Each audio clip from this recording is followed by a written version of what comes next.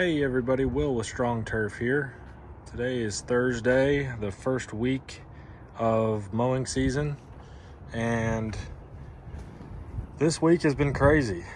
Getting ready to do my really nice yards tomorrow on Friday, and everything I've cut so far this week has been like a foot tall. I probably should have started my routes a week or two sooner, but it warmed up extremely quick this year and nobody really expected it. So we're gonna go ahead and get these blades nice and sharp for my nice yards tomorrow.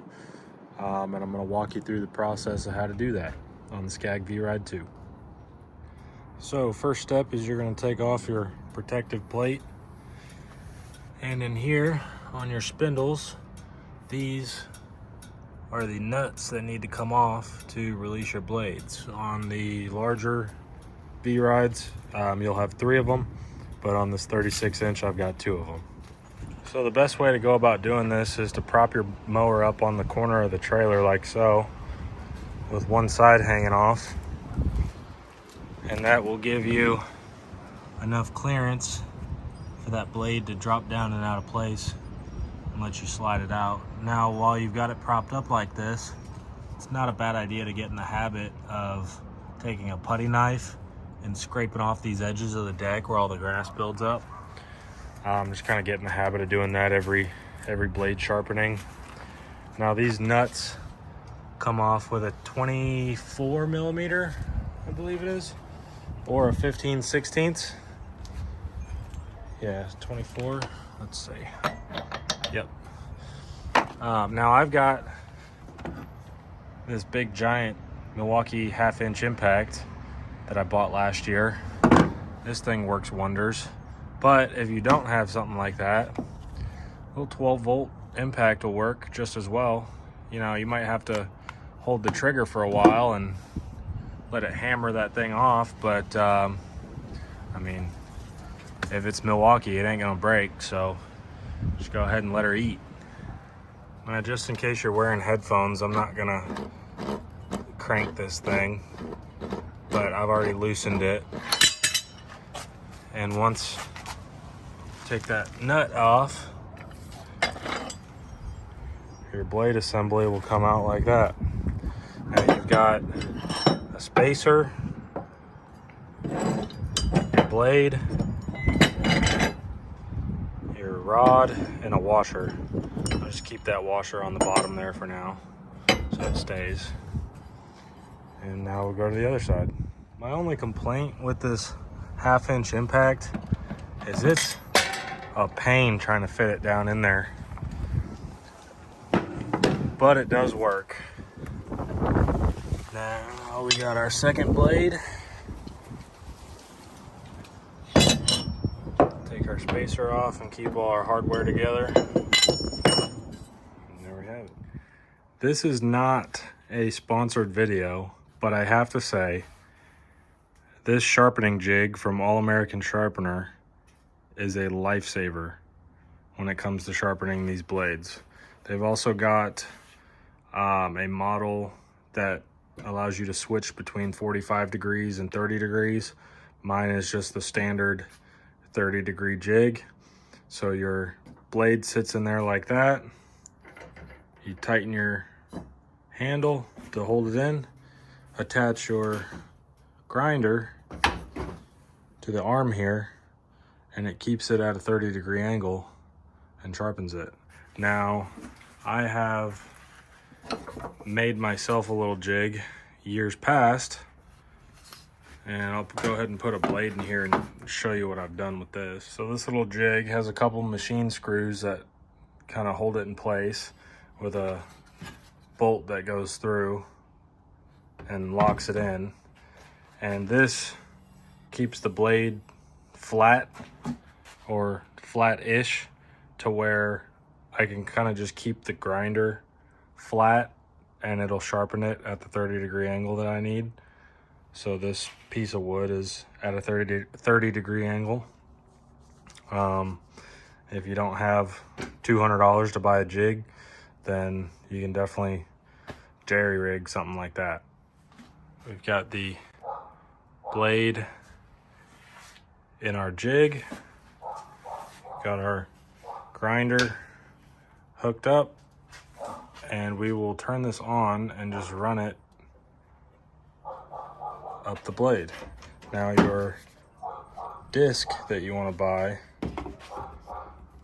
let's see what grit I have on this. This is 60 grit flap disc for polishing and sanding. What have I used in the past? I've also used 40 grit. You can use either one, but a lot of people recommended I use 60, so I'm using 60.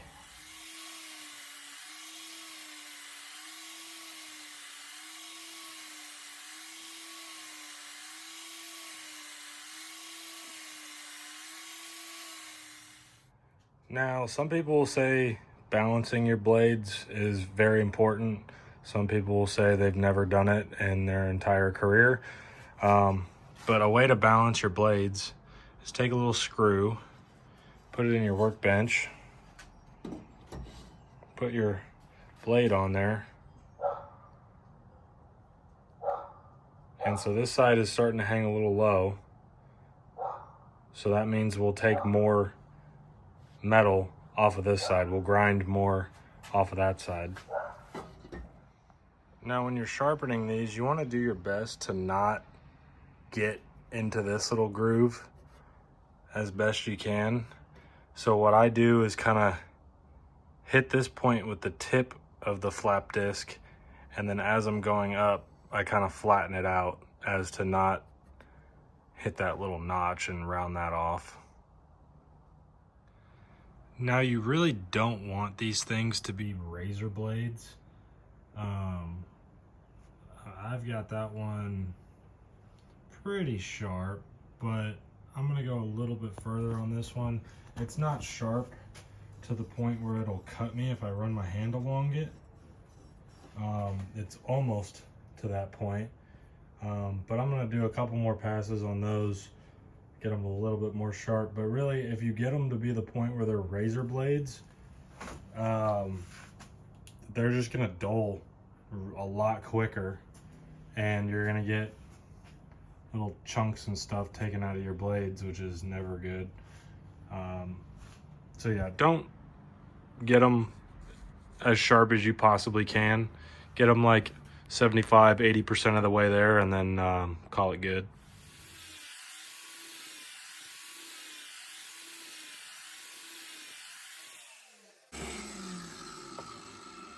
Now, I'm not putting a lot of pressure on this grinder, hardly at all.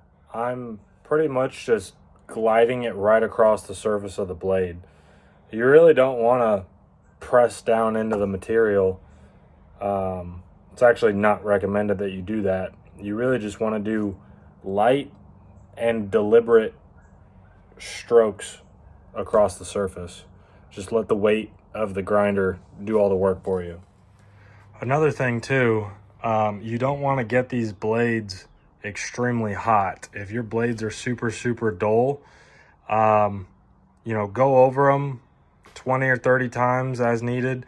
But if you're getting to the point where you're just going over and over again, set one to the side and work on the other one for a little while, and then come back to this one, let it cool down a little bit. Because when they get super hot like that, it makes the metal brittle, and then you're prone to getting, you know, little nicks and things in your blade that are not good. All right, now that you got your blades all sharp, make sure your hardware goes back in the correct order. So you should have washer on bottom, spacer on top, and then slide it in just the same way you took it out. Just like so. And hammer that nut back on there. Doesn't really need to be torqued to a certain spec. The old German specification, good and tight. And when I put these blades back in, I'll put one like so, and then one perpendicular like so. For the V-Rides that have 3 blades, I am not sure what the correct way to position them is, but that's how I do it with the 2-blade system. And that's about it.